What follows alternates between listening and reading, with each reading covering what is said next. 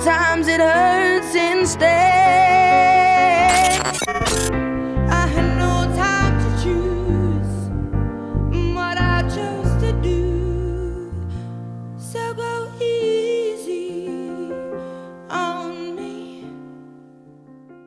Adele doesn't do TikTok dances. She rarely posts. She disappears for years at a time. And yet, every single time she returns, the world stops to listen. That's not just talent. That's impeccably strong branding. Think about it. In an industry where artists are pressured to stay in the spotlight, release singles non-stop, and hop on every viral trend, Adele does and has always done the opposite. She pulls back. She goes quiet. And somehow, that silence makes us listen even harder. There are no gimmicks with Adele. No public feuds. No managed personas, just timeless music wrapped in emotional honesty. Her brand is built on something much deeper than trends: trust. Since 2008, Adele has positioned herself as a different kind of pop star. Not one who chases attention, but one who earns it. She doesn't show up often, but when she does, it matters. Every song, every interview, every album release feels intentional, calculated, important. In a media ecosystem driven by oversharing, Adele has managed to cultivate one of the most powerful personal brands in pop culture by saying less, not more. That kind of restraint isn't easy. It requires vision, confidence, and the ability to let your work speak louder than your words. Hey friends, I'm Ana The Marketeer, your friendly neighborhood marketing bestie. I break down the branding and marketing strategies shaping pop culture so we can learn from them together. In this video, we're breaking down the brand of Adele, from her early rise to Grammy-dominating superstardom to the calculated silence between albums. Adele has built a brand that defies every modern rule of visibility, and yet works so brilliantly, it's become iconic. We'll unpack how Adele became the anti-pop star who still reigns supreme, why her branding choices are more strategic than they seem, and what her story teaches us about emotional marketing, timeless positioning, and the power of consistency. But before we get started, it's come to my attention most of you watching my videos aren't subscribed to my channel. If you've been enjoying learning about branding and marketing with me, hit that subscribe button right now so you can see new videos every week.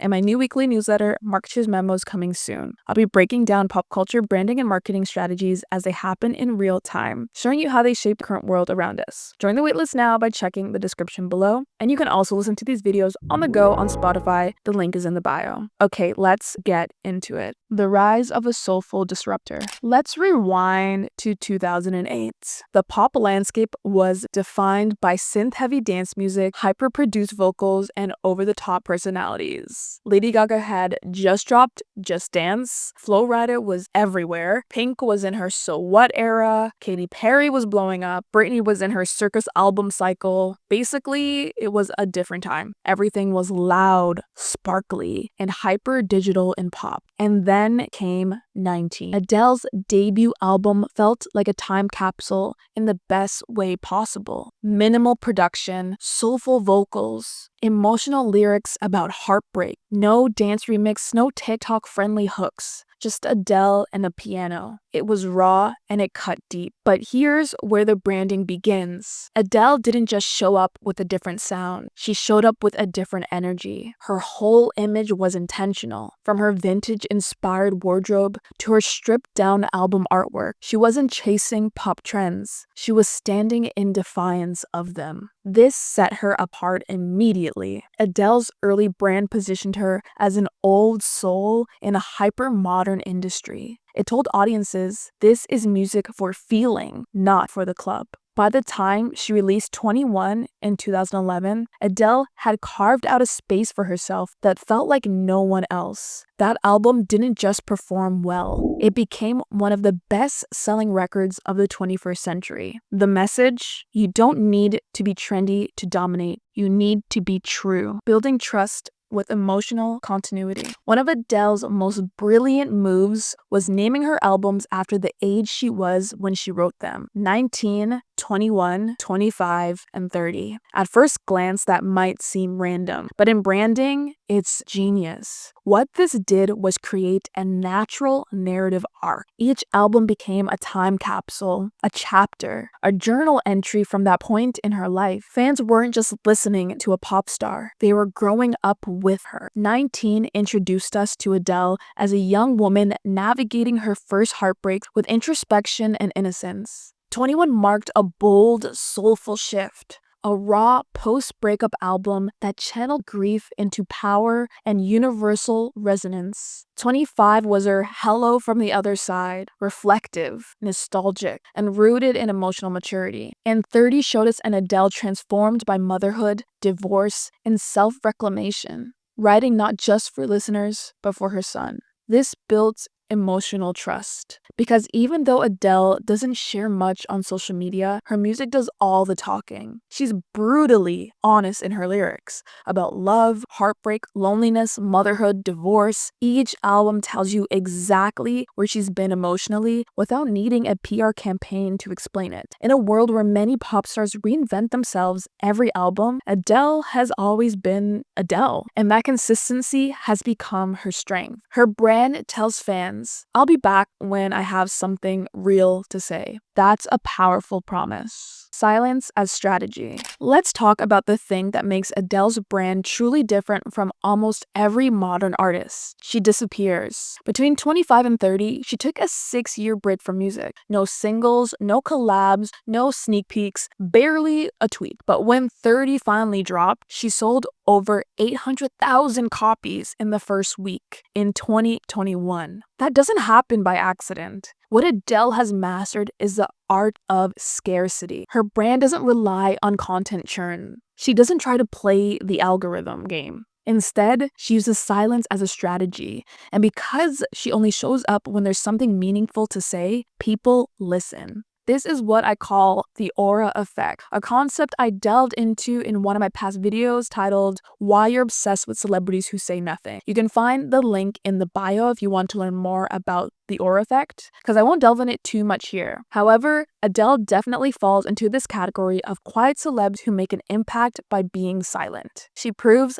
that the less accessible you are, the more curiosity you generate. And Adele has trained her audience to wait. Her reappearances become events, not just announcements. Contrast that with artists who constantly need to feed content machines. Adele breaks that rule and wins. Her absence builds anticipation, and anticipation builds cultural impact. Her controlled visual identity. Now let's talk visuals. Adele isn't flashy, but her visual branding is just as calculated as her sound. Think about her album covers. Muted colors, clean fonts, black and white or neutral tones. There's a sense of restraint. Even her fashion choices lean retro glam, evoking classic soul singers more than modern pop stars. During the 30 era, her album art featured her side profile with soft lighting. No distractions, no wild styling, just a face, just emotion.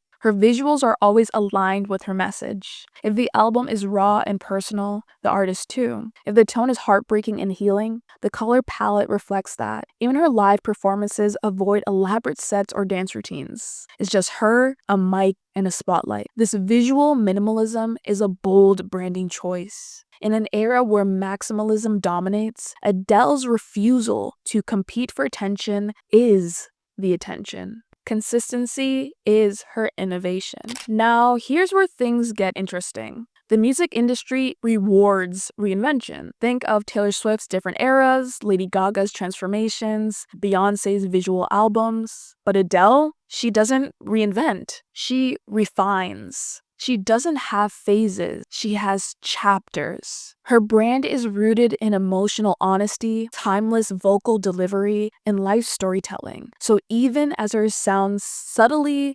evolves, her core brand remains untouched. That's incredibly rare. And it works because she's built an identity that doesn't need reintroduction. In marketing, this is what we call brand equity. It's the trust you build over time that lets people buy into you without needing to be convinced again. Adele's brand equity is sky high because she never tried to be anything other than herself. What her brand teaches us. So, what does Adele's brand teach us? It teaches us that branding isn't about volume, it's about clarity. It's about knowing who you are, who you're for, and how you want people to feel when they engage with your work. She doesn't over-explain. She doesn't overshare. She doesn't bend to the latest platform or trend. She creates work rooted in emotional truth, delivers it with care, and steps back to let it breathe.